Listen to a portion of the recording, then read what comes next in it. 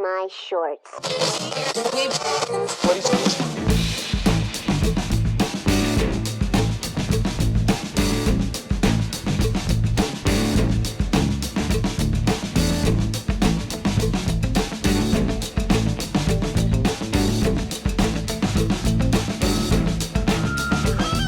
Hello everybody, welcome to the Dave Lee Down Under podcast. I'm of course your host, Dave Lee. We're taking a small break over the holidays and we'll return with brand new episodes in early February 2022. Until then, I'll be delivering a number of compilation episodes showcasing the best moments from 2021. Episodes regularly go out every Monday on all major podcast platforms, including Apple, Google, Spotify, Amazon, and Audible. A visual element is also available on YouTube, which goes out 2 days earlier to Patreon supporters on Saturdays. So if you'd like your early access, head to patreon.com/Dave Lee Down Under. If you're watching on YouTube, don't forget to hit that subscribe button and the like button down below. If you're listening on the podcast platforms, please leave a review and a rating. It really helps. Please enjoy the best of the Dave Lee Down Under podcast 2021 Part 2. Hey, I wanted to try something this week. Could be dangerous. Yeah, it might even be a bit annoying for the listeners out there.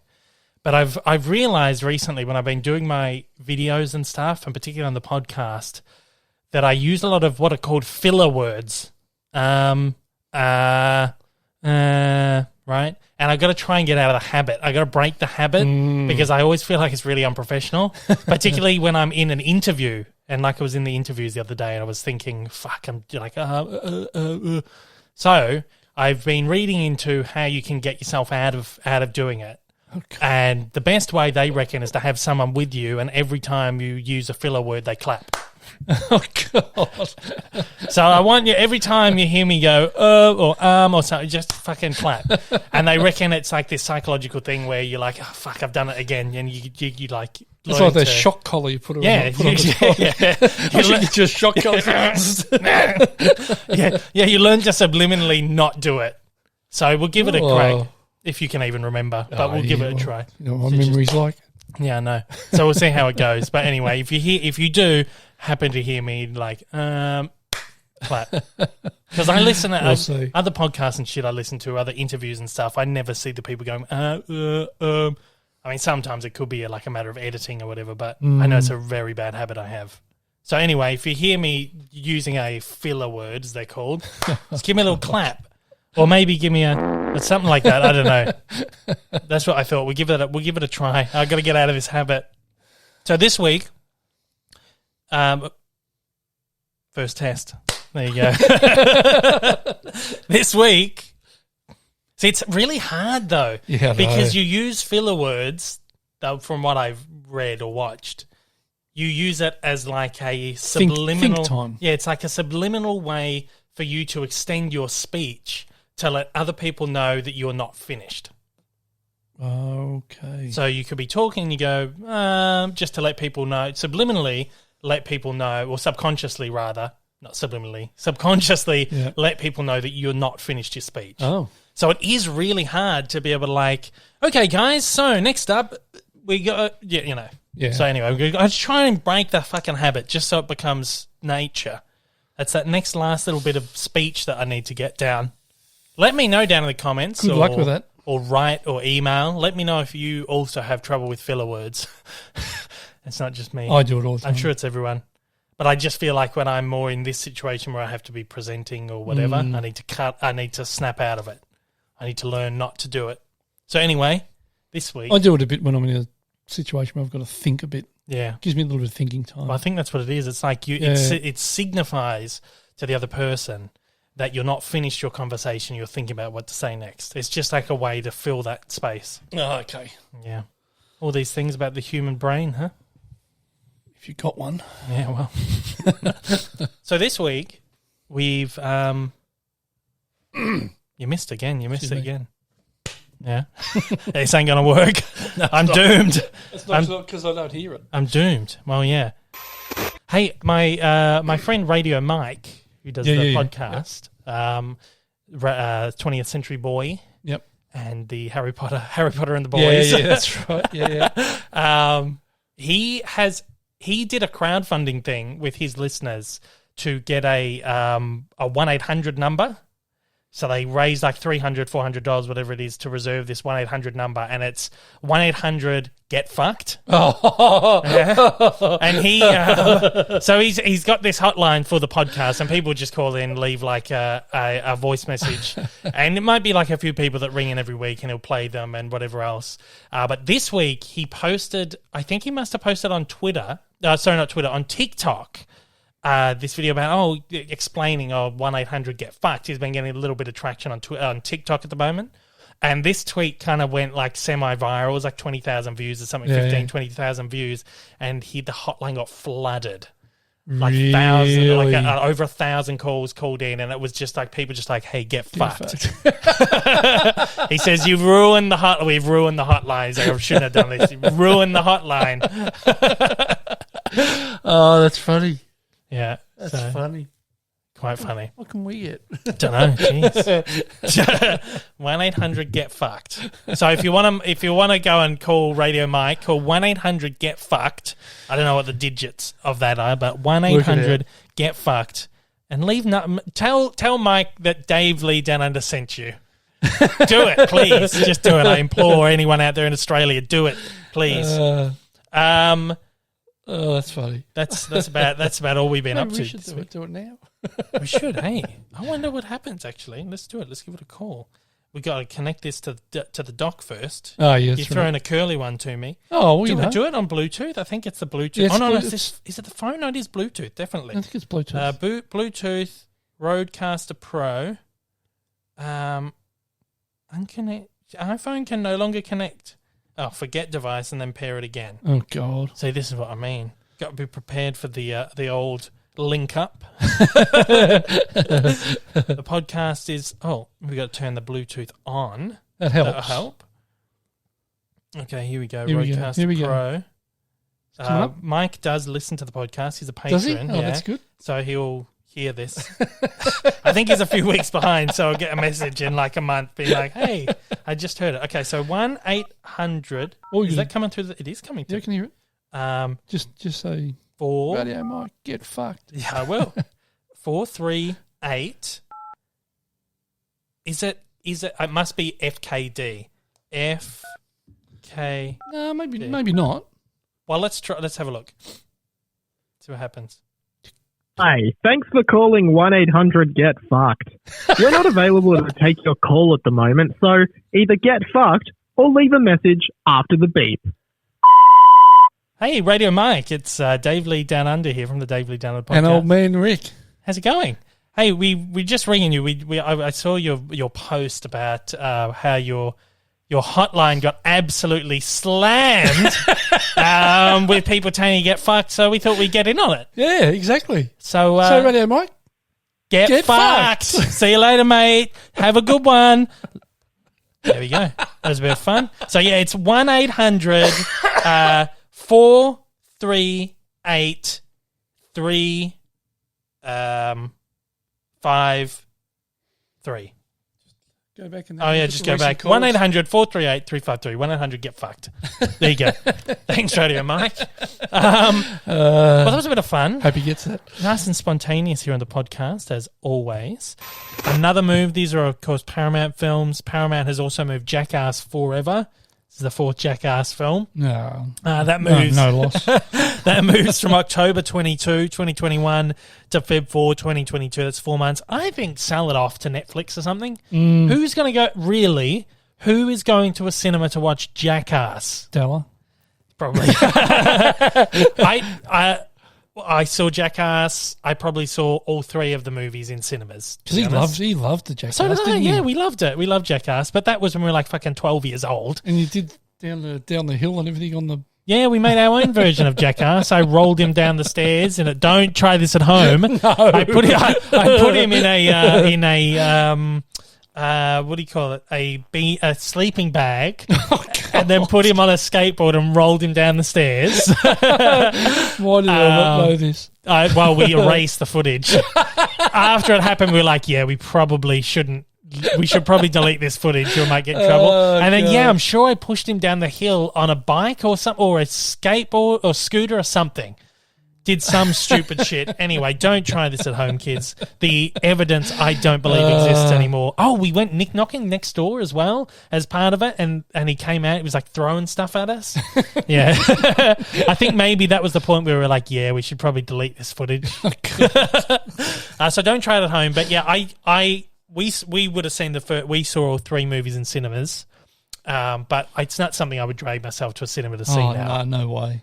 Less people. I wonder whether less people are actually enjoying film on large screens. Yeah, it's weird. It's that generation behind you that watch everything off their phone. On a phone, yeah. People are happy to watch a film on a phone. I watch stuff on phone, but it's just little. Yeah, just little videos on Facebook. Yeah, exactly right. Or YouTube, whatever. But yeah, I think it's this new generation that's coming through. Or this new generation that's probably in their teens now, who are just so used to watching shit on the phone, and they're happy to watch a movie on the phone. That's right. Because when I was probably 16 was when the first, maybe a bit younger, the first video iPod came in. And I remember sitting in class watching movies on an iPod. And it would be me and Jacko and Tim. We'd be watching Talladega Nights. Teacher come over, what are you doing? We're watching Talladega Nights. He'd be like, you done your work? Yeah. Oh, all right, whatever then. Just let us watch our movie. As long as you did your work. That was always your problem. Yeah. Get your work done. Yeah. Early. Before everybody else, and then mess up. And you had to beat your teacher, though. Yeah. You had to beat your teacher. Yeah. This guy was fine. He was like, as long as you'd done your work, just whatever. Now here's another one. It's nothing that we can watch because the footage hasn't been released publicly yet. But this was also revealed at CinemaCon. Is The Matrix 4. Warner's is doing the 4th Matrix movie at the moment. They announced the title is called Matrix Resurrections. Matrix Resurrections. I feel it makes sense with all the other names of all the other ones. Yeah, Matrix Revolutions. Matrix Reloaded. Can't remember which was which, but yeah. So then this one, Matrix Resurrections. I feel like the title may have leaked because I feel like I read that title not long ago. Right. But anyway, it's been announced as Matrix Resurrections. It's got Keanu Reeves, of course, is back as Neo. Carrie-Anne Moss back as Trinity. No Lawrence Fishburne. Oh, what? Apparently didn't get asked. Yeah, someone asked. It was like, why aren't you in the movies? I don't know. Didn't get asked. Oh, bugger. Best part. Who knows? He'll probably appear at the end or something. Be like, who knows? I'm back. I don't know, something like that. Hey, it's just remind me every time I think about is Morpheus. I was obsessed with The Matrix when I was a kid. I loved the movies. And I did what was called bell duty at primary school. Okay. So they put you on duty to do the bell. Obviously, you have the bell that rings to go to class, the bell that rings to go out to lunch and recess, and then you ring the bell again. So you would sit in there with your friend to ring the bell. It was essentially just like you put there was like a sound effect and you play it and it goes throughout the PA system. We're talking probably early 2000s at this point, late 90s maybe. I was very young. So me and Lockie did the bell. And you could play whatever music. At one point, they let you play whatever music you wanted, but people started abusing it. I played the Smallville theme song. It was like, what are you doing? Someone started playing Eminem once, and they were like, that is it. Yeah, they played like an Eminem track, and they were like, that is it.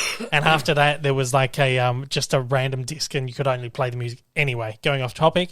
But I was doing the bell duty with Lockie Della, and I think we had maybe been warned, maybe play better music or whatever. But you would sit in this little room. You'd spend your whole lunchtime in it so that you could get the timing down right. And we're in this little room, and it had like a window. You could open the window, one of those swing out ones that would go out into like the courtyard down the side of the building. I don't know what I was doing. But I remember jumping out, pretending to be Morpheus, going, I'm Morpheus. And I jumped out the window just as the teacher walked into the room. It was like, that is it. You are off bell duty. That is it. So I got taken off bell duty for jumping out the window with Morpheus. Morpheus. Feral. Yeah, I know. Well, shit, I'm here about now. I didn't know about. Yeah, there you go. So I got kicked off bell duty. So anyway, The Matrix is coming back. Here's another thing, right? Martin Scorsese. The great Martin Scorsese. Are you still pissed off now with this? Yeah. Yeah. I'm going to go. I'm okay with WandaVision. I've had my say, but now I'm getting onto this one here, and I'm still fiery. We should have had a little button that said, Dave's pissed off. Yeah, but we'll Something next like time. We'll next time. We're an hour and 15 minutes already. From that the comedy show, remember? Dave was, Yeah, it was on pissed off? Rove. Right. Rove 99. That was before Rove Live. Yeah, It was a show he did on Channel 9. Yeah. Dave Callanan was on it, and he was always Dave's pissed off. So anyway, Martin Scorsese's come out. Scorsese's always coming out and saying things that just piss people off, right? So a couple of years ago, he came out and he said, it's in 2019, he was asked about superhero movies, what he thinks about superhero movies. He says, I don't see them. I tried, but that's not cinema. Honestly, the closest I can think of them, as well made as they are, with actors doing the best they can under the circumstances, is theme parks. It isn't the cinema of human beings trying to convey emotional, psychological experiences to another human being. This is not the quote at hand, but this is something he said a couple of years ago that riled up quite a few people, saying superhero films aren't cinema. People saying it's a little bit pretentious. A lot of filmmakers came out and said, yeah, no, what do you do? James Gunn, director of Guardians of the Galaxy, came out, and he made the point that when Scorsese did The Last Temptation of Christ, there were a lot of sort of Christian groups came out and rallied against the film because it was sacrilegious or whatever else. And these were people who hadn't even watched the movie. And James Gunn says, it's hard for me to see that Martin Scorsese went through this when he's now doing the same thing to the kinds of films that I make, right? And so these statements Scorsese made on the superhero movies, I understand what he's trying to say, but I don't think he worded it very right, and that I didn't really quite agree with that at the time. To say something is not cinema, I think is wrong, because they're inherently cinema. No matter what form it is, or if it's the worst film ever made, it's still cinema. It's still art. You can't disqualify it because it's about people in tights running around and flying and stuff, right? People have still put their heart and soul into it. Yeah, exactly right. Anyway, if there's any kind of work going into something, that's cinema. I didn't really agree with that. But he's come out now with an op-ed in Harper's Magazine, massive one, where he's it's this kind of thing where he's talking about film preservation and how the way that we are absorbing media, the way that we consume media now has changed the fabric of what film is or what cinema is, or the more particularly the way that people think of it or view it. And as a result, what the distributors are doing to keep these films part of some sort of conversation, and in most cases they're vaulting it like Disney's been doing for years, and you can't get it until a certain point, you can't watch it. So I'll read the quote from Scorsese. This is quite lengthy. This is expedited, though. It's abridged. So it's a shorter version of like a massive op-ed that he did. He says, as recently as 15 years ago, the term content was heard only when people were discussing the cinema on a serious level, and it was contrasted with and measured against form. Then gradually, it was used more and more by the people who took over media companies, most of whom knew nothing about the history of the art form or even cared enough to think that they should. Content is now a business term for all moving images. A David Lean movie, a cat video, a Super Bowl commercial, a superhero sequel, a series episode. On the one hand, this has been good for filmmakers, myself included, because he did The Irishman for Netflix. On the other hand, it has created a situation in which everything is presented to the viewer on a level playing field, which sounds democratic but isn't. If further viewing is suggested by algorithm based on what you've already seen, and the suggestions are based only on subject matter or genre, then what does that do to the art of cinema? Everything has changed. The cinema and the importance it holds in our culture. Of course, it's hardly surprising that artists such as Jean-Luc Godard, Ingmar Bergman, Stanley Kubrick and Fellini, who once reigned over our great art form like gods, would eventually recede into the shadows with the passing of time. But at this point, we can't take anything for granted. We can't depend on the movie business such as it is to take care of cinema. In the movie business, which is now the mass visual entertainment business, the emphasis is always on the word business, and value is always determined by the amount of money to be made from any given property. In that sense, everything from Sunrise to La Strada to 2001 is now pretty much wrung dry and ready for the art film swim lane on any streaming platform. To make it crystal clear to the current legal owners of these films that they amount to much, much more than mere property to be exploited and then locked away. They are among the greatest treasures of our culture, and they must be treated accordingly. What do you feel about this? This has caused a huge stir. God. He's taking a bit of a swipe, hasn't he? Yeah. I don't know. I don't know what my thoughts are on that. Caused a huge stir. Yeah. People are saying he's a pretentious, privileged old man. Someone tried to argue with me online that he feels like Martin Scorsese feels like he's being silenced. He's being silenced, so he has to come out and try and make sure that his films aren't... To a degree, don't you? Well... I don't disagree with him. People have accused him of gatekeeping cinema. And there's nothing wrong with that. Did you know what gatekeeping is? Yeah. Gatekeeping is like this term that they throw around recently in fandoms where, oh, you're not a real fan of that, or oh, you haven't been a Star Wars fan since the 1970s like me, so you're not a true Star Wars fan. Yeah. Get out, like sort of gatekeeping sort of thing. But has he earned the right to be like that though? Absolutely. Absolutely. You know? I don't think he's gatekeeping, right? He's produced some of the biggest films in history. Yep. I think he's earned the right to be a gatekeeper. But I don't think he is being a gatekeeper. That's the thing. I'm not saying he is or not. I'm saying if you were to take that, if you're sitting there and you're saying, oh, he's just being a gatekeeper. Well, what's wrong with that? Martin Scorsese, somebody's got to look after it. Well, he is the single person at the moment, I feel, particularly of his stature, who is doing anything to this level of trying to preserve film and trying to preserve film as an art form. Now, he runs the World Cinema Project. He started the Film Foundation in 1990, which he formed alongside others like George Lucas, Steven Spielberg, Clint Eastwood, Francis Ford Coppola, Robert Redford, Sidney Pollack, and a number of others. It's a US-based non-profit organisation dedicated to film preservation and the exhibition of restored and classic cinema. He's also spun out of that the World Cinema Project, founded in 2007. It's a non-profit organisation devoted to preservation and restoration of neglected world cinema, so foreign language film. And he has worked with Criterion, the boutique label, Blu-ray, DVD, been back since VHS. He's worked with them on numerous box sets, which is called the Scorsese's World Cinema Project. And each of these box sets has like maybe 5-6 world films that he feels like has been underlooked, or that through his project, his foundation, he's restored and kind of brought back to the limelight. Now, Criterion obviously is a very niche kind of thing. Not a lot of people are going to be buying these, but he's doing a lot to kind of try and preserve cinema.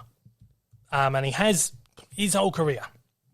Again, there's a time and place for streaming, but it shouldn't come to I feel it should not come to the detriment of the true cinematic experience, which is what Scorsese's trying to say. Everything's content now. Yep. You go to Netflix, everything's on there. 2001: A Space Odyssey, which is a film I don't particularly like, right? He says it's now pretty much wrung dry and it's just in the art film lane. And no one's going to go to the art films, right? And some films like this, they might just get dropped off the streaming service because no one wants to watch that. Just get it off there, right? And people are not being able to access these films. They should be able to access. And this is then to the detriment of the cinema experience because these films are being mistreated as a piece of content, not a piece of art or a piece of or a film. Oh, look, I'm in two minds here about it because, as I said before, I think he's earned the right to have those comments, make those comments and have those views. But I also think that if these things like, I'm not a 2001 Space Odyssey fan at all, I can't stand that film. If it's going on the streaming services, it's giving people the opportunity to actually see them as well. People who would not normally, you might be sitting there on a Sunday afternoon and thinking, "Oh, what crap have I got to watch? Oh, there's nothing to watch. Oh, I've never seen this. Let's have a look at this." Yeah, but I think in part also what he's saying is that so algorithmically based now that something like that is not going to pop up in a recommendation. It's like take Spotify, for example, I right? get that. You listen to Spotify, you listen to, certain music, certain musicians. It's going to start recommending. It starts building six playlists every single day, recommending you music that you like based on the music you've been listening to. Yeah. There's no way you can expand your horizons. Now, I'm someone who will listen to the Beatles on one day. I'll listen to Elvis another day, listen to Johnny Cash, and then I'll listen to Coldplay or U2. Well, these are all sort of sound down the same lane, but then Frank Sinatra and Dean Martin.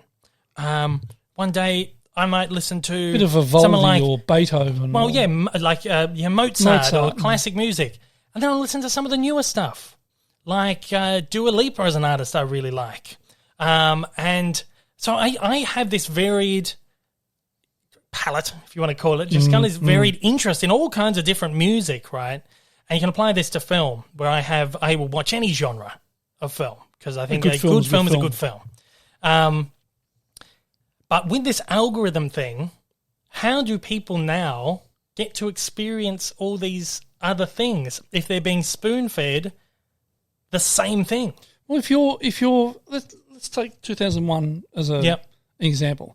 If you're sitting there and watching things like Ad Astra or other, science fiction, spacey sort of things, is that going to be recommended? Well, I don't know. How much does it take into account of the age of the film that you're watching as well? Well, who knows? Those who build the algorithms know. Yeah, but I reckon that's part of it as well. If you're not watching films before 1960, it's not going to recommend those films to you. Or, before a certain era. Yeah. I reckon they're so. I mean, I'm probably speaking shit, but I think they are built so smart that they don't recommend any music to you past a certain period because, or movies. Before a certain period, because you've only been watching these things over here, as opposed to these things over here. I think that's what he's trying to say, is that there's so many things that now it's to the detriment of these things that aren't going to be able to be found. And it gets to a point where they're not being watched and the streaming service drops it. And we're going into this world now where there's less and less physical media, fewer titles are being released on physical disc. A lot of stuff's going out of print. The only way right now is to view it on streaming, if it's even on streaming.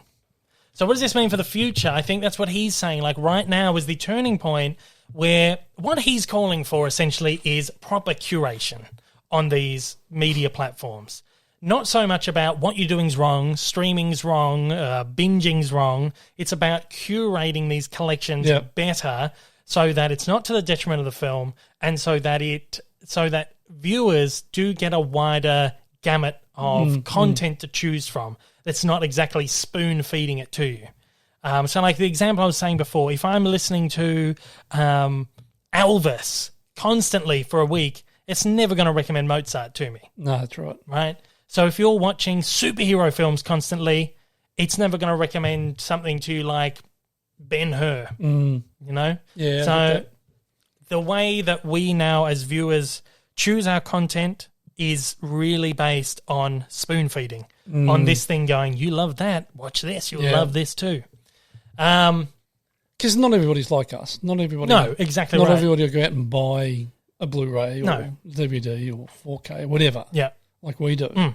And we can pick and choose what we watch when we watch, and whatever.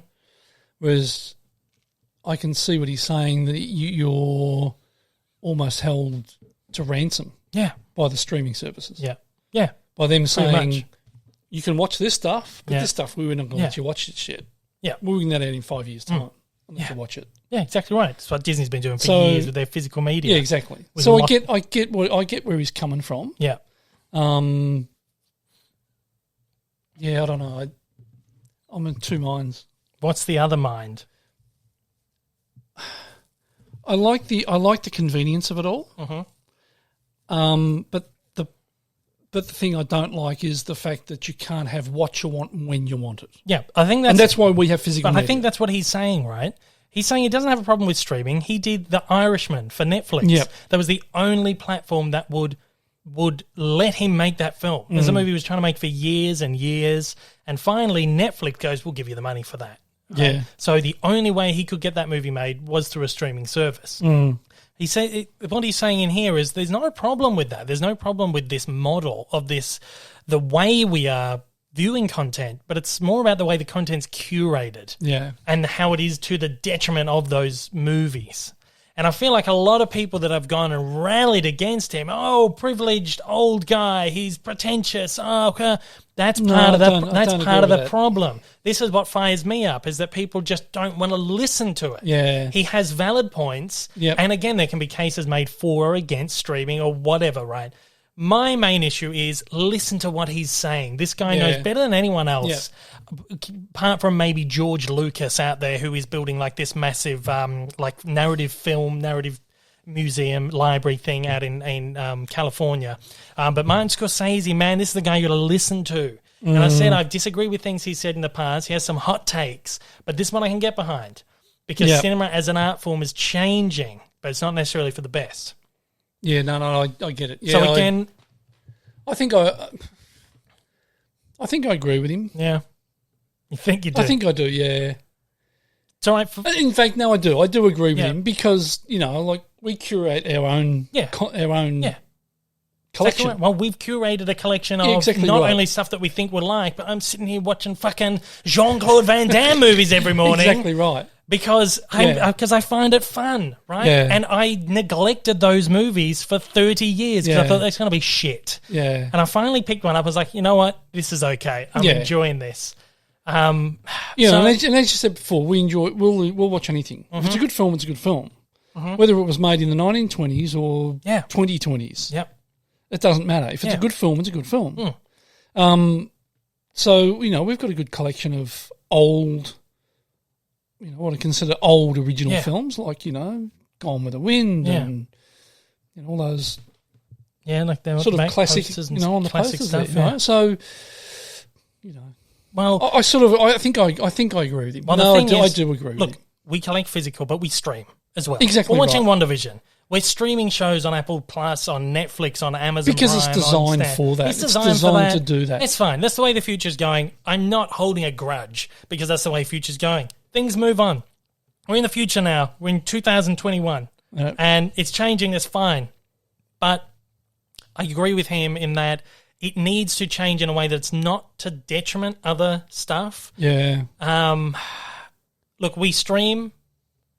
We buy movies physically as well. But this is also, we're saying this is why we buy the large physical media. At this point, for me, we're in nearly 6,000 films and TV shows in our library. Yeah, that's right. Right? In the past, it's let's just buy a bunch of movies, we'll watch them, we'll enjoy them. But for me at this point now, where I'm seeing where cinema's going, I'm thinking this might be my last chance to own it. It might be my last chance to even be able to see it. I don't know if it's ever going to pop up on a streaming service, and if it is, if I'm even going to see it because of the algorithm. For me, it's now about curating a library of cinema from the beginning of time. I've got a stack of movies over here at the moment. So most of them are older films. I see like a couple of Buster Keaton box sets there, silent films from 1910s, 1920s. There's Universal Monsters, classic stuff, a lot of film noir and stuff. I'm just picking away at almost everything, and I enjoy all this. And some of that I don't enjoy, it's all right, it's fine. It's in the library. We'll never throw anything out that we don't like because it's built this library. But for me also at this point, it's not just about me. It's not just about you. I feel like when I have children, how are they going to access all these kinds of films? Yeah. This vast catalogue of cinema if it's all streaming based. There's a lot of stuff sitting out there that's not streaming. That this new generation won't see on a streaming service or won't be able to see unless they have 6 or 7 streaming services. Yeah. I don't know. My kids might grow up and not like movies and whatever, Be your own person. Might be my grandchildren, that's for sure. but it's there. And if my kids turn out like me and you and they want to watch movies, they've got this 6,000 movies they can choose from. By the time they're around, there'll be 10,000. Yeah, well, yeah. And here's another question to that. Yeah. Another what do you call it? You know what I'm trying to think of? What? another angle to it. How long is Samsung, Sony, LG, and all these manufacturers going to keep producing Blu-ray players. Yeah, well, who dropped out? Panasonic dropped out. They don't produce Blu-ray players. That's now. right. Yeah. So it's going to get to a point where you're going to think, shit, they're not manufacturing these anymore. Yeah. I better go buy 2 or 3 of them to last me. I'm already seeing people doing that. Me the next 20, I've had 30 people write years. in and say, I've just bought like 3 Blu-ray players so that I've got them there. And it's something I'm considering about doing, just going and buying something and just have it there. We've got some that have kind of are starting to die now that are 5 years old. Yeah. And we've got, with 3 or 4 in the house, or maybe more in the house. And they all still work. Yeah. But to varying degrees. Yeah, so, exactly. So they're still going to be usable. Yeah.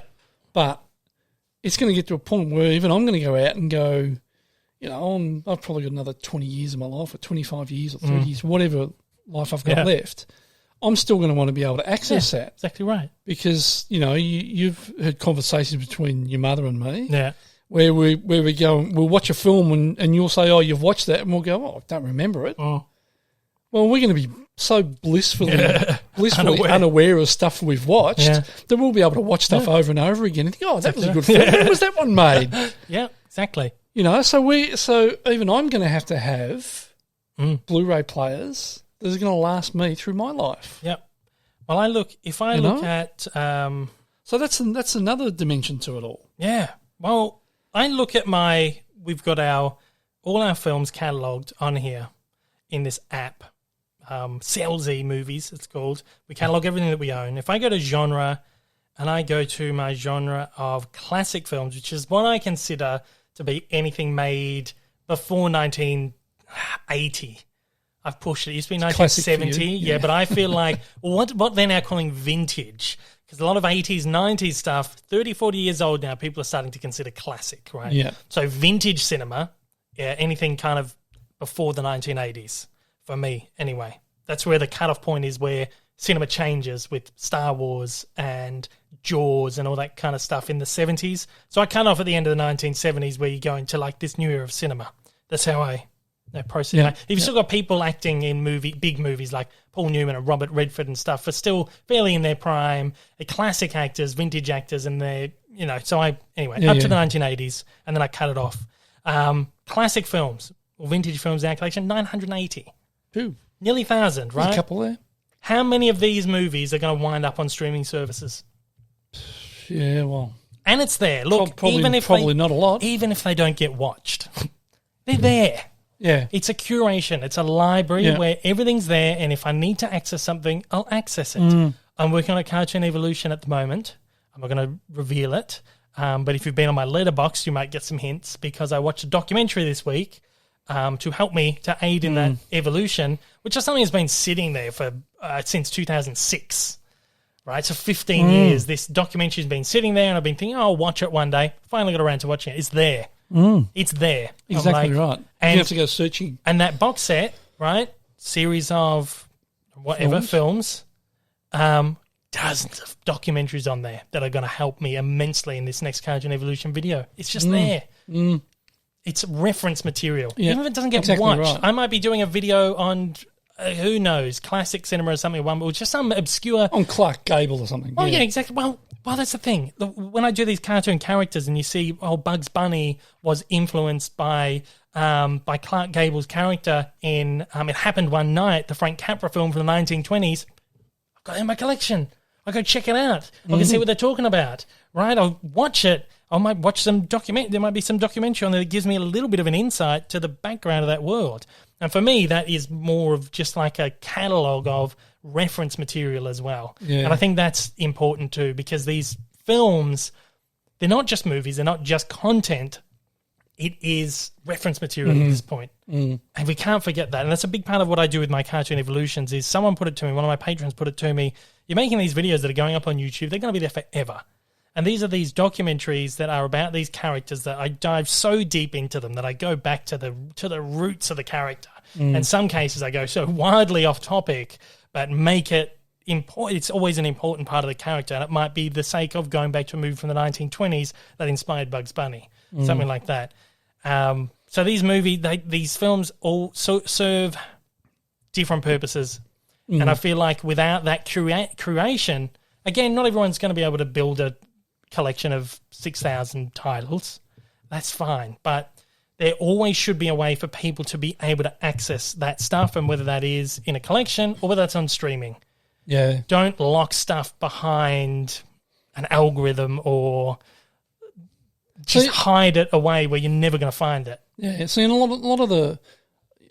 lot of films, probably not so much now, but when they were all being put on, DVD and Blu-ray and stuff, not all films came with special features. Yeah.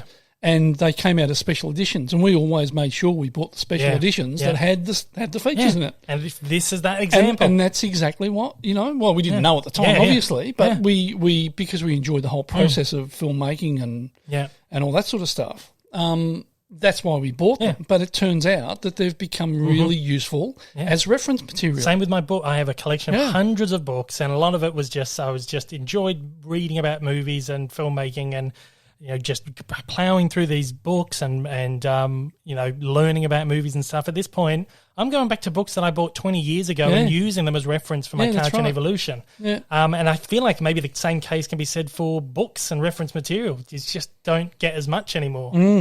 So building up these libraries and these catalogues does serve more of a. I feel like maybe we've gone a little bit off topic. Yeah, but no, but it's all relevant. It's all though. part it's of it, all, isn't it? It's all part of it. So I feel like this stuff needs to be readily available, and that's all he's saying, I think, because it then detriments what these pieces of art can be used for. I know I've been with you on several occasions when you've gone in to buy books, and I've said to you, what do you want that for? Well, it might be useful one day. Yeah. And a lot of that. And a lot of it has been. Yeah. I buy dozens of comic books and stuff as well, and half I don't read, but I know that at some point I'm going to need to reference. Here's an example. I bought the Vision and the Scarlet Witch arc 6 years ago. Really weird arc where Wanda and Vision get married and they move into a house in suburbia and things start going a little bit weird. And this is the weirdest arc I've ever seen in any comic book, but I'm intrigued. Get that in my collection. What's happened now? Yeah. They've made that into a TV show. Yeah. And I can go back to that as reference material. Yeah. And I don't have to sound like I'm speaking shit if I'm doing a video. Yeah. If I see something in the episode, I can go back to the book and just kind of like, I can understand where the kind of it's come from and all this stuff. So just even the most obscure things, if it's something that interests you, if it's something that interests me, and I feel like at some point, I just always know at some point this is going to come in handy. Yeah. And it might even be a book that you just take a line from or quote. Yeah. So many books I go, again, I might be studying a character. It's just some random character or something, and there's something that links it back to something else, and I go, I have a book on that, or have a book that might discuss that. How many times did you do that when you were overseas? Oh, yeah. You'd ring me or message me or something. Can you have a look in this book for this? See if there's a quote on this person. And then I would take a shot on my phone and send it, or scan it and send it across or whatever. And that happened dozens of times while you were overseas. And I buy a lot of history books too. So like 20th century history books as American presidents or on the war or whatever. And that stuff I'm falling back on now as well when I do cartoon, like this character was impacted by the war, or this character was like a big figurehead for, soldiers in Vietnam or something. I have historical reference material that I can fall back on to then help me build my story a little bit more. So again, wildly away from what Scorsese was discussing. But it's not really. It's all about curation. It's about curating collections, and that's what he's basically talking about. What he's saying is that this kind of curation is so rare now that it's all falling in the hands of these people who own this material, who are only offering it to us in one way. So curate your content in a way that is going to be accessible for people, and whether that's to view as a film or whether to view as a piece of reference material. It's all history. Yeah, this cinema is all history. And I think it's a bit of a sad indictment on what your generation, that a lot of these people have no real respect for the past cinema. Yeah. Exactly what it is. And these are the people making decisions on what's going up. Exactly right. You know? But the thing I think is I think about something like Casablanca, which was made in 1941, right? So when I was born, 50-year-old movie. Yeah, that's right. Wasn't really that old. Cinema hasn't been around for long. It's a 50-year-old movie. It's 80 years old now. Yeah. How much older does that sound to people exactly who are right. young, who are growing exactly up? Right. When I was growing up, Casablanca was... I remember The Wizard of Oz celebrating like its 60th or 70th anniversary. Like that's 1939, that film. So how old is that now? It's just past 80 years. 82 years. So I remember I must have bought the 60th anniversary edition of the film, maybe? Just trying to think. Guys, how old does that make me? 60th anniversary would have been... I remember buying the 70th, the 75th, the 80th, maybe. So maybe 75th. But like as a kid, I watched that film as like 8 years old. Yeah. Right? So that movie is younger. That movie's like 50-ish years old when I'm a kid. I didn't realise that. But they don't. But now these movies seem a lot older. Yeah. So to me, the movies that were made in like the 40s feel like movies that were made in the 40s feel to people of today's generation what movies of like the 1910s feel like to me. Yeah, right. Right? Yeah, I get that. Because it's like that larger gap. Yeah. And I feel like the older, and that's even what he says in this first thing is like, he said there's obviously going to be a point where this starts fading into obscurity. They become so old, but we can prevent that from happening. Right? So, but that's happened with a lot of film already. Like, you look at things like, we were talking earlier off, before we did the podcast about Ned Kelly, the film Ned Kelly, made in 1904 or something like that, was the first feature-length film. Who knows about that? Well, exactly right. Yeah. There's not a lot of people that know or have seen that or has seen that film. 1906? Something like that. Yeah. So that stuff's gone. That's way off into obscurity. We don't even have a copy of that. No. The only copy you could get of that was like a DVD restoration the National Archive or something did, and I was too young. But see, I was too young. So you'll have to go to places like the archives, National Archives, to see this sort of stuff. The ACMI, they have a vast library of video that you can go and you can watch. Yeah. And they have a library on their computer, and it could be anything, television shows, classic films, reference material. They've got a catalogue. Yeah. They've curated a catalogue where you can go and you watch it on their premises, take like the old school way of doing it. No one. No one's going to do it. I've been there and there's no one in there. And it's only going to be people like you or I or students of film that's going to go in there and use that as reference material. Yeah, and I doubt whether there's too many people actually going to do that. It's a pretty sad state. I don't know. I just feel like the older I get, the older grumpier you get. Well, grumpier I get, yeah. But the older things start to feel.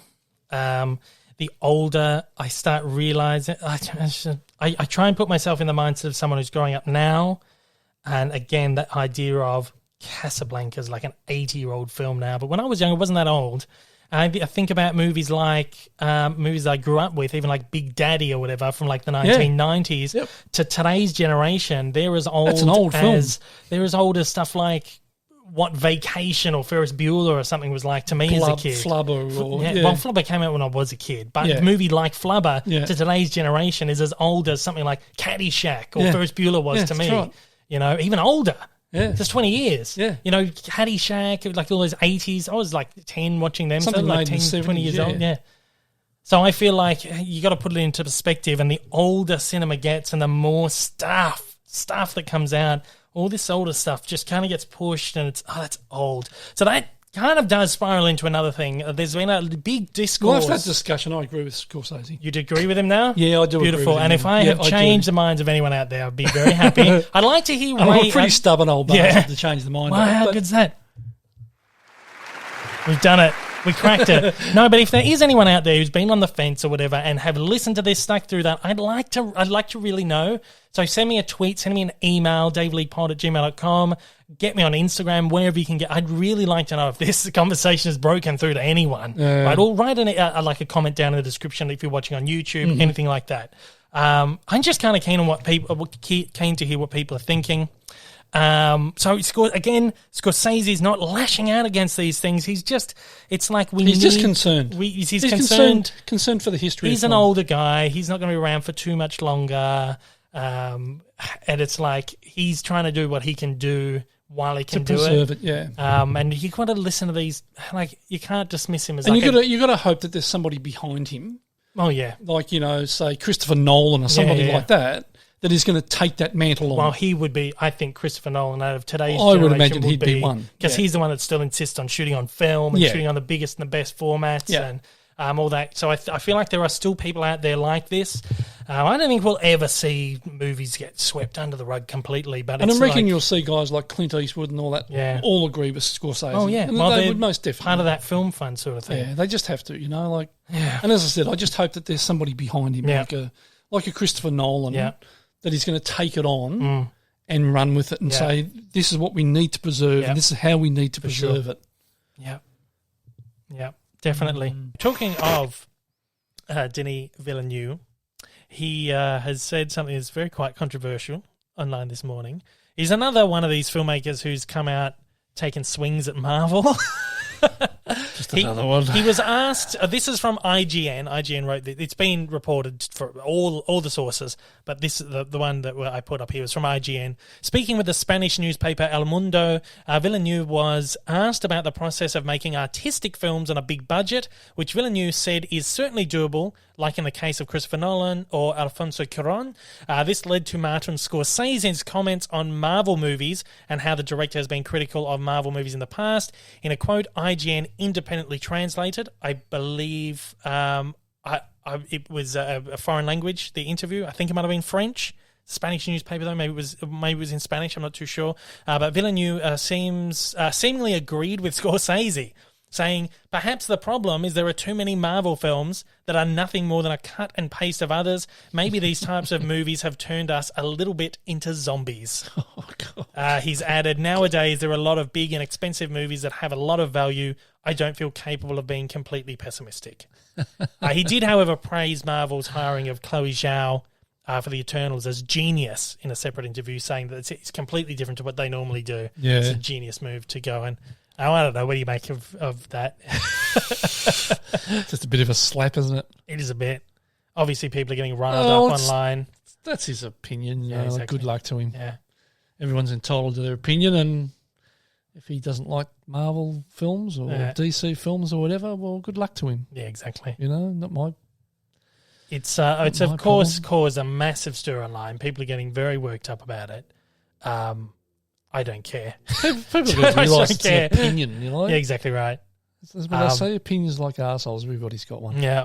It spawned all kinds of debates online and stuff about what is the definition of art and what movies can be considered art and all this shit. And I was in a bit of got a bit of an argument with a couple of people earlier this morning on Twitter over the whole thing, and they're saying, "Well, I'm like, someone jumped on and was like." Said something like, well, Marvel movies aren't art. They are commercials. They are commercialist, and you can't compare commercial. I'm like, hang on a minute. Anything creative, anything that's used a creative person to use their creative powers and their artistic intuition, their artistic skills to make something is art. Yeah, exactly. Whether that is Dune, whether it's an auteur film, it's the Marvel film, a fucking commercial for McDonald's, if you want to talk about commercialism, a cat video on YouTube that someone's put some funny music on. It's art. It's if all you've used an expressionist. artist there, exactly right. If you want to use like that literal term of art, it's all art someone's using. And to discredit, I'm not saying Villeneuve is saying this because he's not, but other people are turning it into something that it's really not. Yeah, exactly. People just blow these things up and it spawns this whole other thing. But my thing is like, if you're an artist doing this thing, it's art. And then people take these things and they twist it and they go, oh, yes, he's saying these art. It's just... It's how can I explain it? My view is that it's art for entertainment. Yeah. As opposed to art for art's sake. Oh, yeah. So, like, for argument's sake, you're looking at... if you're looking at a Picasso or a what's his name, Claude Monet or something like that, that's art. Yeah. But if you look at something by, let's say, Warhol, is that art for entertainment? Well, yeah. But same it's sort still, of thing. Same sort of thing. I get it. It's still art. Yeah, I get it. Right? But a lot of people just take things to the next level. Yeah. Where they the only definition of art is the latest Martin Scorsese film or Denis Villeneuve film. Oh, it's just art and nothing else is art. It's all art, but there's a different variation of what art can be used for, what it can be used to express, how it's presented. It's all art, though. If it's used as creative. And the thing that riles me up about it is that you're not just dragging down the work; you're dragging down the people who put their blood, sweat, tears, and skills and effort into the films. Yeah. You got people working 3-4 years on some of these movies, and you go, that's not art. It is art, but it's just you know. Well, you know my view on art films and stuff like that. Like, I'm not a huge fan because my view is that films are for entertainment. If somebody wants to make an artistic film to please themselves and hope other people get enjoyment, well, good luck to them. But first and foremost, I think that film is there for entertainment. Yeah, well, it can be used for it can be used for many things, and I feel like it's whatever you as the viewer, the appreciator, or whatever wants to get out of it. Get out of exactly right. If you want art for entertainment, that's great. If this other guy wants art to want the art for art's sake, then whatever. But at the end of the day, if you take that literal expression of art, it's all art. Exactly right. And to say that's not art, you're not denigrating the film. Denigrating the people who spent 3 or 4 years making it, brainstorming the ideas, making the visual effects. You'll probably find the people who did the visual effects on Marvel films were doing the visual effects on Dune. Yep. Because most of these studios don't have huge VFX teams. They outsource it to smaller production companies. Yeah. There's a few in Melbourne. There's a few in Sydney that do a lot of the Marvel stuff. And we're probably hired to do Dune as well. It's probably the same people. Yeah, that's right. Working on these movies. Yeah. And it doesn't matter what I don't know. It's like you saying that the person who worked on Dune didn't put as much love and care and skill into it as the person who made Guardians of the Galaxy or the Avengers. That's right. They put their same amount of effort into it for a different end game. Pardon the pun. Yeah. But it's like you spend a life in advertising. You still do advertising. Yep. I worked in advertising for about 10 years or so. And you can't say that even though we're doing stuff for magazines and catalogs, junk mail and stuff. The people who put the work, whether it's the photographer, the stylists, anyone working on the shoot, put their all into those to make it the best product that they could. Yeah. And you can't say that these people worked less than the people who made a feature film. Yeah. So it's just a different thing. Right. So anyway, I'm glad you brought that because I was going to bring that up anyway because it's like what I did for a living or we did for a living. And I still do, is pure commercialism at its finest. Oh, yeah, absolutely. Absolutely. Yeah. But the effort I put in to create that is an artistic process. Yeah, exactly right. You're creating an art. It's the same as if I was out doing landscapes for art's sake. Yeah. Or shooting whatever as a piece of art. I put the same amount of effort into it. I use the same skills. And the whole process is all the same. It doesn't matter whether you're shooting for art or whether you're shooting a commercial image. Same thing. Yeah. So if you've got a commercial film or you've got an artistic film or a documentary or whatever, the same effort goes into it. The same skill go into it. Yep. So it just feels like in this day and age, again, we talk about how we're moving into this era where it's so streaming, people aren't appreciating the content. It's content. People aren't appreciating the art that they're being given. Yeah. They're, give me my content now, give me this. And the way it's so easy to just be so flippant of the people who are behind these things. And I wonder if that content label gets in that way. Of course it does. Because, you can go out with your mobile phone and, and do a 30-second TikTok thing and put it up straight away, and someone's going to call that art. Yeah. Well, it's not art. Yeah. But that's what I'm saying. Yeah. And that's what I'm using it as an example. Yep, exactly. Someone will go, that's not art, but someone has put some sort of creative effort into producing that piece, even if it's like a 10-second TikTok. They've gone through some sort of creative, artistic process to make that is essentially a piece of art. Yeah, exactly right. You know, so that's my sense, and I just feel like it annoys me because people can be so flippant of artists and the work they're doing to get this stuff out there. Yeah, and like it's why when I review a movie, I can't fucking rail on the thing, even if I really didn't like it. Like Cinderella, the Amazon movie, it was a dreadful movie, but I can't sit there and tear it down because I know there have been people out there who put their best effort in. Yeah, and some people will come at it. In fact, one of the people I was arguing with, who I believe is actually a patron of the channel, came at me and was saying, but, you know, Disney is, you know, you talk about Disney and stuff and they're very conglomerate and they don't even look at their own work as art. It's all IP-based and stuff. That's a different concept, though. Yeah. You know, however they're treating the content is one thing, but the work that goes into that content and artwork is a completely different thing. Yeah.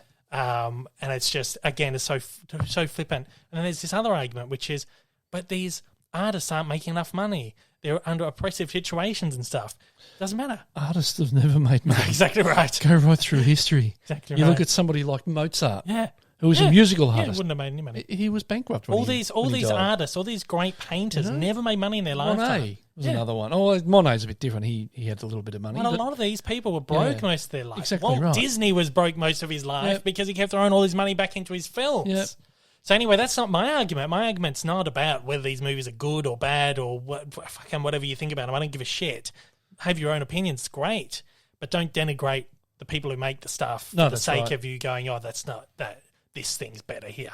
Get rid of that. That doesn't matter anymore. You can rag on the storyline and shit like that, but because if it's a bad film, but the people that work on them, as you said, don't drag down the artwork that's come out of the finished thing as lesser than. But like if these artists are working under oppressive conditions or whatever you want to say, you're not making much money or whatever. I mean, where we were working, that wasn't a great environment some of the time. No, exactly but you still did the work and you still used your energy and your artistic prowess to get the job done. Because I mean, at the end of the day, it doesn't matter what I was producing or what I still produce occasionally. It's your reputation. Oh yeah, exactly. At the end of the day, right. So you're like with the people that make whatever film or documentary or whatever they're making. They put their heart and soul into it, just like I do when I go and shoot some crappy bloody product for some third-rate retailer. Yeah. Not that I'm saying any of the ones I shoot for now or in the past are third-rate. What was I saying? Yeah, so you still put that same effort in, and you still know that particularly with film, you're only as good as the last one you made and the last job you did. Yeah. So if I was to go into a client and I was to produce some really nice work for them, and I thought, oh, fantastic, we'll send more work his way, and I keep getting more work, and then one particular job doesn't go well, then I lose that client straight away because that last job I did was shit and they can't trust you anymore. Yeah. Although you've done 50 in the past that were, top notch. And then you got no work. It's the same thing. That's then right. you got no money. Yeah. Anyway. So they'll put their effort into it. Exactly right. I feel like it's like don't just think about what you're saying. I know I know it's so easy, but there's hundreds of people putting their everything into these movies day after day, year after year, trying to put out something for you to enjoy, and whether that's to enjoy for some entertainment or enjoy as an artistic piece. Don't blur that line between the meaning of art, because whatever you've used, anything you've used to put out there as a creative piece of work to use your skills, your talent is art. And unfortunately, even this podcast is art in its own way. That might be a stretch. Might be a little bit of a stretch. I think, though, at that, I reckon this show's almost an hour, 2.5 hours. Wow. So let's cap it off without any questions today. I think we're just going to close it off. So here we go. Ted Lasso. We watched the latest episode. Still brilliant. Jesus, great show. So that's probably we don't get enough of it. No, I think it's my favourite show right now. Oh yeah, for sure. One of my favourites, comedic shows of all time. Instantly love it. Yeah. And I said last week, I keep seeing these people on Twitter, like almost every week, someone new is discovering it and they're like, oh my God, how was I so late to this? It's one of these things like Game of Thrones, how we just put off for so long because I'm sick of hearing about this thing. I'm sure it's great. Everyone loves it. I can't be bothered. And you see people who are like, oh yeah, I've put off so long, and then, oh my God, This is actually better than people are saying. Yeah, exactly. There's been a bit of controversy to come out of this at the moment. What's that? Been a little bit of discourse around the character of Roy Kent. Oh, Roy Kent's my favourite character. Yeah. I always thought that if that was real life, I'd be Roy Kent. He's terrific. Because the way I used to speak to my bosses and shit at work. Well, actually, I had a couple of people say, oh, yeah, he's just like you, Dave. Oh, so okay. Apple doesn't fall far from the tree. I was going to say that. But, yeah, there's this big discourse online, conspiracy theorists, a bit of a conspiracy going around, that Roy Kent is a CGI character. I can see it. I can see it. If you look at the pic, I've got a couple of pictures there. People are dead convinced that Roy Kent is CGI. No, there's no way. They are fucking convinced. Look at this, right? We've got there's some just examples from the internet. Roy is a CGI character, right? I can't unsee it. I'm positive Apple is going to unveil something at some point that they were trying to trick us with his CGI. Yes, dude, I've been convinced of this as well and keep Googling it but haven't found any confirmation. He looks like the Tintin characters from the latest remake. The guy says, I bet it's one of Apple's conditions for making the show. They got to try out their new CGI tech. And at the Emmys, they're going to put him up for Best Actor and make him a surprise announcement that he was CGI. Someone else says, I just started watching the pilot and I'm up to the scene where Roy is called into Ted's office. Am I crazy or does he look like a complete CGI character? Someone else says he is 100% CGI. Heaps of people. He's CGI. Thank God this thread exists. It's the biggest question I've had since the show started. What the fuck is going on? He must be CGI. Heaps of people been weighing in on this. Thank God for this thread. My husband doesn't see it. I felt like I was going crazy. Every episode consists of me analysing Roy and I can't pay attention to anything else. I'm going to sit down and watch some this afternoon and just have a look. His slow eye movements, blinks and odd body movements have to be CGI. How are we the only ones seeing this? I can see it. I mean, you look at the way he walks and very stiff, and the way he turns and all this sort of stuff. Like his arms don't swing very much when very he walks. Very soft skin. And if you look at the way he's lit too, his skin kind of glows a little bit. And he doesn't have much expression in his face. It's just this stern look the whole time. Yeah. Well, the actor, Brett Goldstein, has finally addressed the rumours. Has he? Awesome. After about a week of people speculating online whether Roy Kent is a CGI character. Let's have a look at what Brett Goldstein, who, by the way, wrote last week's episode. Oh, did he? Yeah. It was a good episode too. Very good one. So there you go. Okay, so this is Brett Goldstein addressing the Roy Kent CGI Didn't know CGI characters controversy. Well, there you go. There's a fucking load of mad shit happening on the internet today, as usual. I just want to clear up something once and for all. I am a completely real, normal human man who just happens to live in a VFX house and does normal human basic things like rendering and buffering and transferring data. That's what everyone's fucking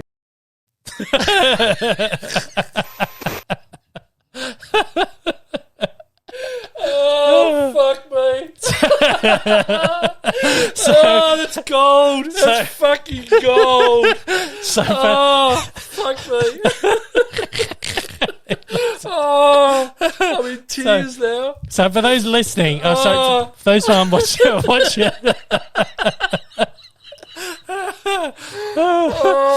Fuck me.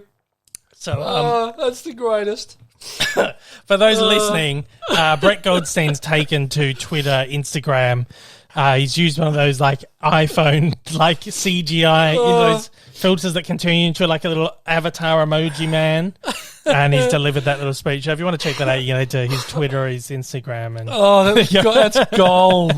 That is a ripper. It's the funniest thing I've seen in ages. Very good. Very fucking hilarious. So there you have it. He's just a normal human man who does basic human things like my head's in pain now. And rendering. When you laugh so hard, the fucking back of your ears hurt. Oh my god! Shit, there you go. We broke you. Oh, didn't think it was possible. That was fucking. We broke you. That was gold. Fucking gold. Well, there you go. So Ted Lasso, great show.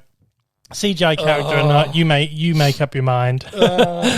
It will rage on. I can see it. I can see it. I can see it. You can see it. I get what people are talking about. Yeah. Yeah. But Right from the man himself, not a CGI character. There you go. Right there.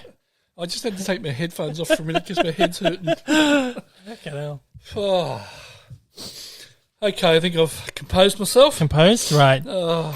Popcorn chat. Yeah. We get one from him all the time. Yeah, he's very long. He's like one of the very first subscribers. Yeah, exactly right. Hey Dave, love your podcast. This Thank you would very be much. something fun to do. Could you and old mate Rick pitch a story using the Pixar template? Oh. I would recommend alternating between you two and seeing what crazy story you would end up with. Ah, interesting. Once upon a time there was blank, Okay, yeah. every day, blank, Monday. All right, so let's go from the top. Okay, who wants to go first? Oh, I don't know what I want to say for this. Well, So you might as just well off start. just off the top of your head. All right, so we'll start with you read. So once upon a time? Yeah. Once upon a time there was a man wearing a cowboy hat. No, that's not how it goes. No? All right, okay. Once upon a time, there was a man wearing a cowboy hat. Yep. Every day, he was loving life. One day his hat fell off. Oh no! And because of that, he was very sad. And because of that, he shot his horse. Oh, jeez, we got real dark. Pretty dark, pretty quick. Until finally, the horse came back to life, and they lived happily ever after. That was a shit film. That was awful, terrible. terrible. Is that Woody gone mad? Is it? Yeah, Woody probably. shot bullseye. Yeah. No. Camel DiMartino. Yes. Favourite cartoon ever, and maybe favourite adult cartoon like The Simpsons or Family Guy. And Eric Hertz also asked, what's your top 10 cartoons? So sort of just talk about, won't go over top 10, Yep. but sort of favourite cartoons. Favourite adult cartoon would be The Simpsons or Family Guy. Sorry to give you a boring answer, but for me, definitely. For me, Family Guy or Archer. I didn't like Archer. So I really enjoyed Archer. How much of Archer did you even watch? Though? I watched a Probably fair bit not of much. it. I probably watched... So I watched a bit while you were overseas. Oh, really? Because it was on one of the Oh, yeah. cable channels, I think it was. I didn't see all of it. And there was another one similar to Archer, and I can't remember what it was called. Don't remember. It was very adult. Wasn't porn adult, but it was quite adult. So yeah, Family Guy or Archer for me. Oh, I also really loved that Harley Quinn show too. Yeah, that was good. That was brilliant. That was good. Brilliant show. And your favourite cartoon ever? It would be The Simpsons. Sorry, boring. Other than stuff like Simpsons, Family Guy. See, wouldn't really even consider Simpsons adult. It's really weird because there's a whole lot of people now who are considering The Simpsons an adult cartoon again. It's not really. I've never seen it that way. Right. When it first started, late 80s, early 90s, there was all these groups up in arms. Oh, this is not a kid's show, whatever. But I grew up on it. I never saw it as an adult show. Whereas with South Park, I knew I was watching something that I shouldn't be watching. Yeah. The Simpsons, it was just a fucking Your cartoon. uncle thought it was an adult show. Yeah, he did too, yeah. But he liked South Park. he didn't think South Park was. Which is bizarre. Yeah, but I've never seen it as an adult. I don't know. I've just never been able to see it. But there were a lot of people complaining that The Simpsons was on Disney Plus because you can't put an adult cartoon. It's not that bad. Compare it to Family Guy. Well, it's funny because when I see The Simpsons, because that started really sort of 89. took off. Well, it really took off early to 91, mid 90s, 92, yeah. really. Well, then when it first sort of hit, you could pick between the kids' humour and the adult humour in it. So there was quite a distinct sort of. Adults could watch it and get something out of it. Yeah. Yet kids could watch it and get something out of it, but they didn't get the adult jokes in it. Yeah, well, it's interesting because I'm watching it all again at the moment, just sort of like if I have a light day of work where I'm just backing up the computer or something that doesn't require me to think, I'll have it on the next screen. I'm trying to get through it all. And there's so much in it that I'm picking up now that I never... that's right. And how many times I watch those episodes. I've watched them like at least 10, 15, 20 times each, probably, like the early 10 seasons. And I'm picking up new stuff and thinking, geez, I never picked up on it. So I do get it. There's a lot of adult humour in there, but I just never consider it an adult show. It's just something that had a little bit. But even the Rugrats had stuff that you watch now. Exactly, and you're like, exactly oh, right. shit. Yeah. And I think that that's obviously because you've got to cater for the adults that are taking the kids to see these things. Yeah, well, exactly or sitting right. in front of a TV with a Yeah. kid watching these things. I don't think... And I remember watching The Simpsons when you were Yeah. only, Yeah. 5, 6 years old, whatever. And there'd be stuff I'd be cacking myself laughing at, and you weren't. Mm. And there'd be stuff that you'd be pissing yourself laughing at. Yeah. I was thinking, I don't get what he's laughing at. Probably Homer falling down the stairs or something. Yeah, probably. Yeah, exactly right. And then you were laughing at some little innuendo joke. Yeah. Yeah, exactly right. There's a joke in one of the episodes where they go to, they go to like I can't remember. They go to some like hillbilly town, and there's one of the like shops, one of the local shops is called Sneed's Feed and Seed, formerly known as Chuck's. So if you think about it, Sneed's Feed and Seed. So Sneed rhymes with feed and seed. Chucks. And then it's just like... yeah. So stuff like that you never would have picked up as a kid. Yeah. So yeah, there's a lot of adult, but I don't think it was ever a show that was particularly adult or particularly kids. It was just like that, like the Flintstones. Like the Flintstones was very groundbreaking in the 60s. Yeah. Where it was just that prime time... comedy cartoon that was just for all audiences. Yeah, that's right. But I've just never bought into the whole that's like a Family Guy, because Family Guy's its own completely different thing. And it's got quite distinct adult humour. Oh yeah, about definitely. It. Yeah, quite distinct. Mm-hmm. But I can see like with the Simpsons, I can see the adult humour, and I can see the kids' humour in it, and that's what made that cartoon's so brilliant. Yeah. It's because it catered for both ends of the Well, spectrum. 30 years later, I'm still finding stuff in it that I didn't pick up on. Yeah, so, that's right. So that maybe I had the pleasure of being able to see it in both minds and be able to.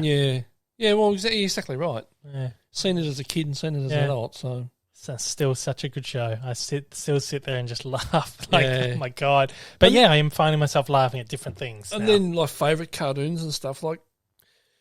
Going back to the question. So for me, things like Casper the Friendly Ghost I loved as a kid, and Wacky Races and Roadrunner, those sorts of things I really enjoyed as a kid. I grew up with all the old Hanna-Barbera stuff on like Cartoon Network and Boomerang. I was on Boomerang. Yep.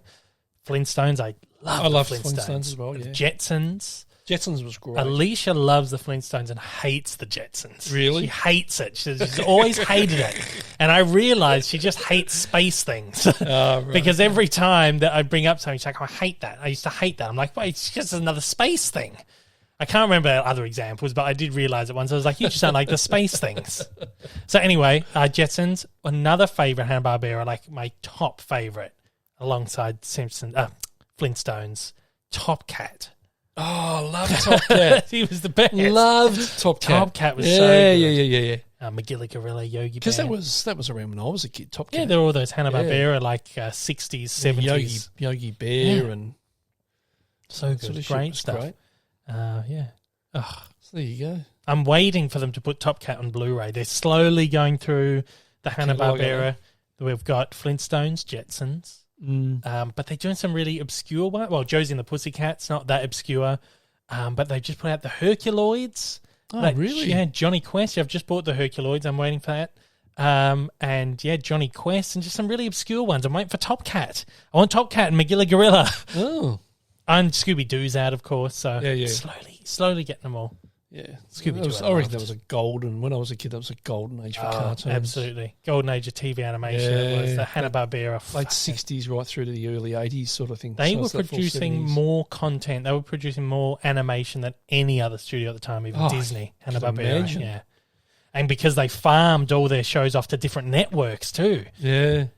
So it wasn't that, they produce everything for ABC. You had show programs on ABC, CBS, NBC. They're all just playing Hanna-Barbera on the Saturday mornings. Yeah. It's just fucking produce it. And that's why, because that animation's so limited. It's like 3 or 4 frames for every... Yeah, that's right. So anyway, there you go. That's the answer to that question. Long-winded, but... Those two. 2 questions. From Camel DeMartino and Eric Hertz. Yeah. Thanks so much. Again, thank you so much for taking the time out of your very, very busy schedule to sit and chat with me for a little bit. I do appreciate it. And thanks to all, as you say, the crazy little critters that are just banging around in your head for turning up and saying hello as well. My pleasure. A huge congratulations on Animaniacs getting picked up for the 3rd season, by the way, which you're currently working on, I believe. Yes, we are. In fact, I'm going to do another episode right now, mate. That's fantastic. I'm fresh out of Vegemite. I'm going to buy myself a cake. That's amazing. Well, I won't hold you up any further. You got to go and work for Mr. Spielberg and all of that. I won't hold you up. So, once again, thank you so much for this. It's been a really wonderful experience for myself, and you're just such a wonderful person. So, thank you so much. It's my great pleasure. So, why don't we leave the fans with a little updated version of Yakko's World? Oh, absolutely. You guys have heard the original one, but my genius friend Randy, and we've proven he really is, threw this out, I don't know, about a year ago and said, the countries have changed. Mm-hmm. So I'm going to leave you guys with this. Here's the updated version. Montenegro and Bosnia, Herzegovina, the Soviet Union is gone. South Africa, Georgia, Moldova, Latvia, Belarus, Azerbaijan, Uzbekistan, hey, Kazakhstan, hey, then the Tajikistan too, hey, Turkmenistan, hey, Kurdistan, Armenia, Tonga, Palau, Lithuania, Serbia, Kosovo, US, Samoa, the Balkans, Brunei, Macau and Crimea, then Eritrea, Ukraine and Estonia, here's Macedonia, New Caledonia, Eastern Slavonia, Ivory Coast and Cape Verde, Andorra, the Solomon Islands, Dubai. Goodbye. See you later. Thank you so much. Oh, man. Amazing. Thanks again for listening to the Best of the Dave Lee Down Under podcast 2021. We'll be back with another Best of compilation next week. Hope to join you on the next one. Until then, take care.